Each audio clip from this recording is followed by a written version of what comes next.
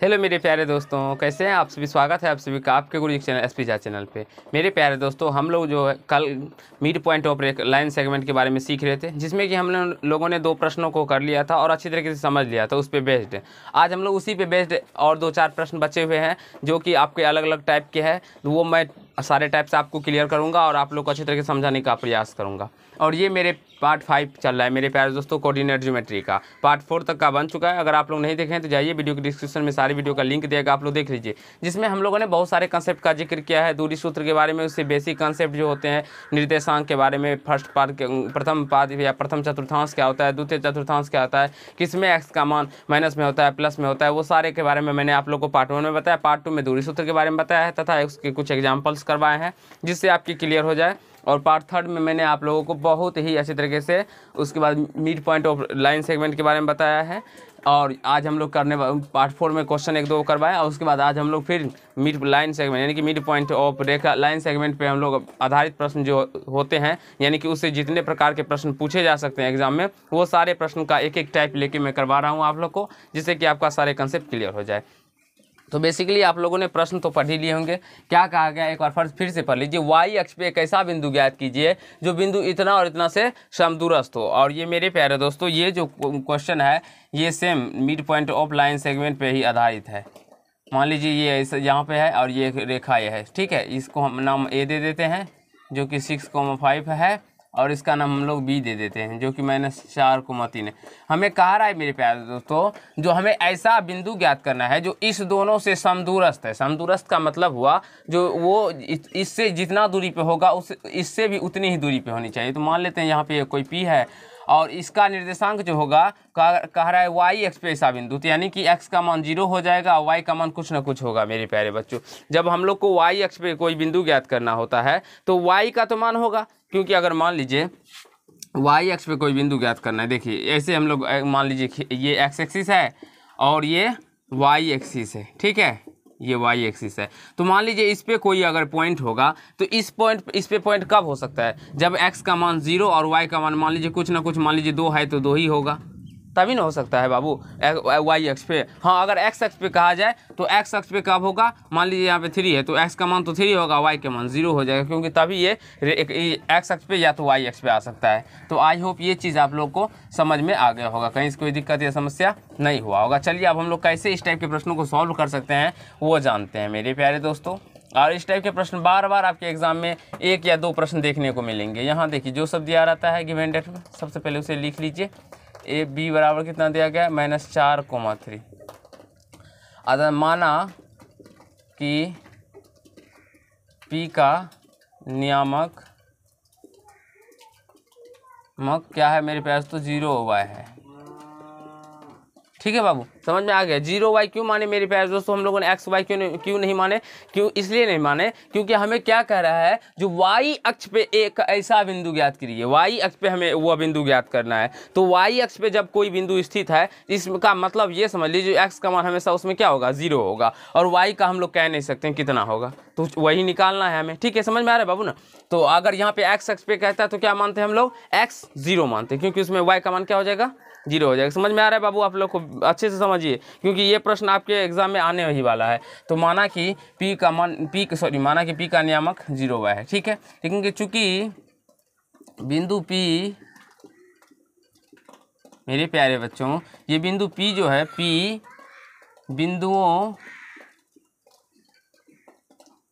बिंदुओं ए एवं बी से समदूरस्थ है,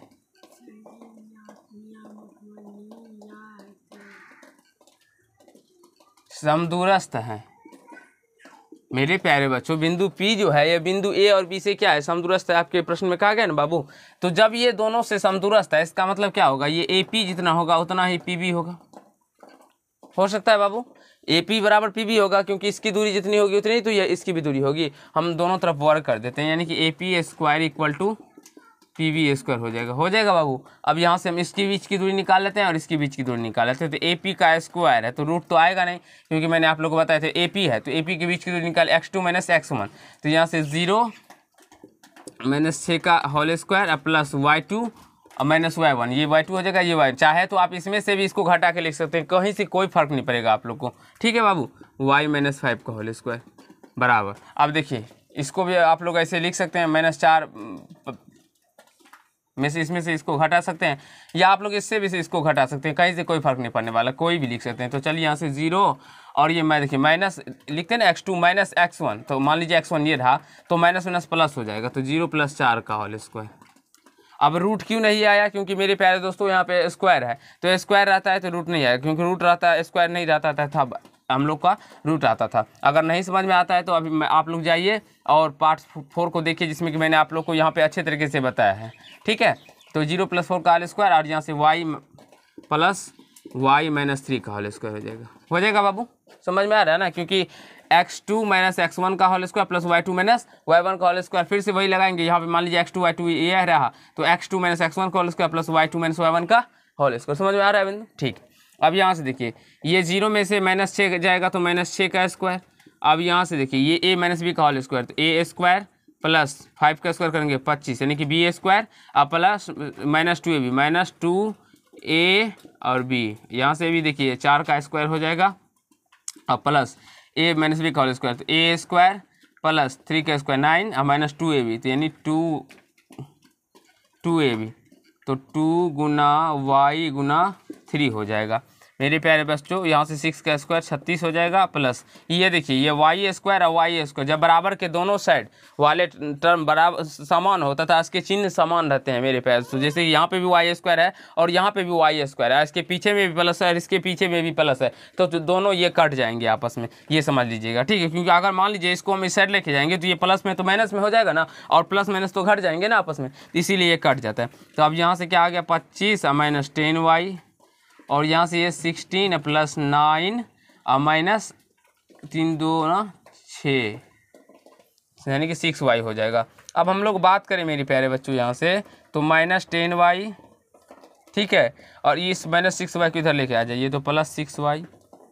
अब यहाँ से क्या बचा था 16 × 25 हो जाएगा। अब इस सारे को इधर लेके चले जाइए, तो ये प्लस में 25 है, इधर आने पे -25, और ये प्लस में 36 है, इधर आने पे -36। हम चाहते मेरे प्यारे दोस्तों तो हम डायरेक्टली इसको दोनों को जोड़ के भी साइड लेके आ सकते थे, कहीं से कोई फर्क नहीं, लेकिन इसलिए ऐसे लेके आए तो ये 25 से 25 कट जाएगा डायरेक्टली, हमें जोड़ने घटाने में कहीं से कोई टेंशन नहीं है। तो -4y = क्या हो जाएगा -36, देखिए नीचे दिखाई पड़ रहा है बाबू। तो यहाँ से क्या हो जाएगा, तो y = अब यहाँ से मेरे प्यारे बच्चों यहाँ से देखिए, यहाँ पे हम लोग लिखते हैं, यहाँ दिखाई पड़ रही सर, नहीं दिखाई पड़ रहा, यहाँ से देखिए, तो y = क्या हो जाएगा मेरे प्यारे बच्चों -36 / -4, तो माइनस से माइनस कर जाएगा, 4 में 36, तो y का मान कितना निकल के आ गया 9। तो वह p का जो नियामक होगा, अतः p का नियामक जो होगा मेरे प्यारे बच्चों वो क्या हो जाएगा, यहाँ पे लिख देते हैं हम लोग 0,9 हो जाएगा। आई होप मेरे प्यारे बच्चों आप सभी को समझ में आ गया होगा, जो वह बिंदु कौन सा होगा 0 और 9 होगा, जो कि इतना और इतना से क्या है समदूरस्थ है। आशा है समझ में आ गए होंगे आप लोगों को मेरे प्यारे दोस्तों, और उसमें भी y एक्स पे स्थित होगा, कहीं से कोई दिक्कत या समस्या नहीं हुआ होगा। अब इसी पे बेस्ड एक और प्रश्न है, जो कि x अक्ष पे वह बिंदु हमें ज्ञात कीजिए जो इतना इतना से समदूरस्थ है। चलिए देखिए कैसे इसको हम लोग सॉल्व कर सकते हैं मेरे प्यारे दोस्तों। इसको भी सिंपल सा है, आप लोग कर सकते हैं, कहीं से कोई प्रॉब्लम नहीं आएगा, लेकिन आपको अगर थोड़ा सा भी कहीं से समझने में प्रॉब्लम हो तो आप हमें कमेंट कर सकते हैं। यहाँ से देखिए ए कितना दिया गया, इसको मान लीजिए ए है, ए का नियामक है, और इस पॉइंट का मान लीजिए बी है ये, ठीक है, ये मान लेते हैं बी है, तो इसका कितना दिया गया -2,9, और मान लीजिए कहा गया एक्स अक्ष पे वह बिंदु ज्ञात की जो इतना इतना से समदूरस्थ है। तो यहाँ पे मान लीजिए कोई पी पॉइंट है जो कि एक्स अक्ष पे उसमें भी कहा गया है, तो यहाँ से एक्स का मान कुछ ना कुछ तो होगा, वाई का मान 0 हो जाएगा मेरे प्यारे बच्चों, समझ में आ रहा है। एक्स का मान तो होगा लेकिन वाई का मान 0 हो जाएगा, आप अपना बनाइए। अब यहाँ से देखिए हम लोग इसको कैसे सॉल्व करेंगे। यहाँ a बराबर 2,-5, b बराबर कितना है -2,9, ठीक है। मान लेते हैं, माना कि p का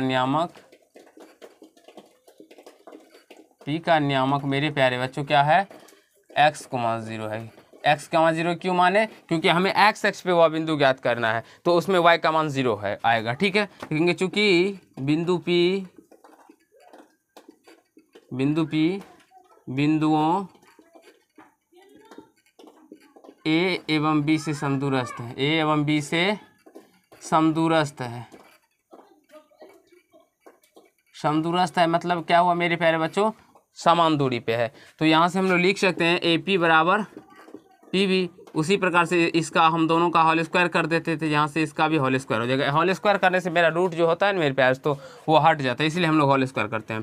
अब यहाँ से AP x2 - x1 था, x2 x है -2 का होल स्क्वायर प्लस y2 क्या है 0 - 0, और यहाँ से देखिए -5 है तो माइनस पहले से यहाँ पे देखिए -x2 यहाँ से लिखते हैं ना x2 और -x1 लिखते थे। x1 क्या है -5, तो माइनस प्लस हो जाएगा, यहाँ से 5 का स्क्वायर प्लस यहाँ से भी इसको x2 और y2 मान लीजिएगा, ये x1 y1 मान लीजिए। तो यहाँ से x मान लीजिए x2 और -x1 क्या है -2, आप पहले से यहाँ पे माइनस होता है, फिर x1 भी माइनस में है तो ये माइनस प्लस हो जाएगा।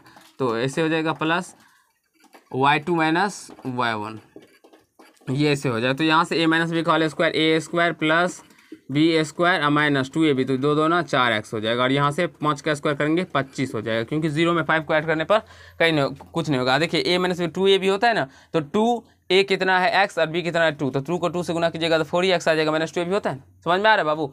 अब यहाँ से उसी प्रकार से a - b का whole square a² plus b² और प्लस 2ab, तो यानी कि 4x और प्लस 9 81, क्योंकि -9 का स्क्वायर करेंगे तो कितना आएगा +9 आ जाएगा, यानी कि प्लस 81 आ जाएगा ना। ठीक है, अब यहाँ से देखिए मेरे प्यारे बच्चों, यहाँ पे -4x है, यहाँ पे +4x है, तो लेकिन बराबर के इस साइड है, तो ये दोनों आपस में नहीं कटेंगे, ये दोनों आपस में नहीं कटेंगे। हाँ, लेकिन ये x² से ये x² कट जाएगा, ये 4 से ये 4 को हम लोग काट सकते हैं, क्योंकि यहाँ पे भी प्लस का चिन्ह है, यहाँ पे भी प्लस का चिन्ह है, बराबर है ना, तो हम इसे काट सकते हैं। तो यहाँ से माइनस में 4x है, इस 4x को इधर लेके आएंगे तो ये माइनस में 4x आ जाएगा, यहाँ पे 81 और प्लस में 25 इधर जाए पे -25 हो जाएगा।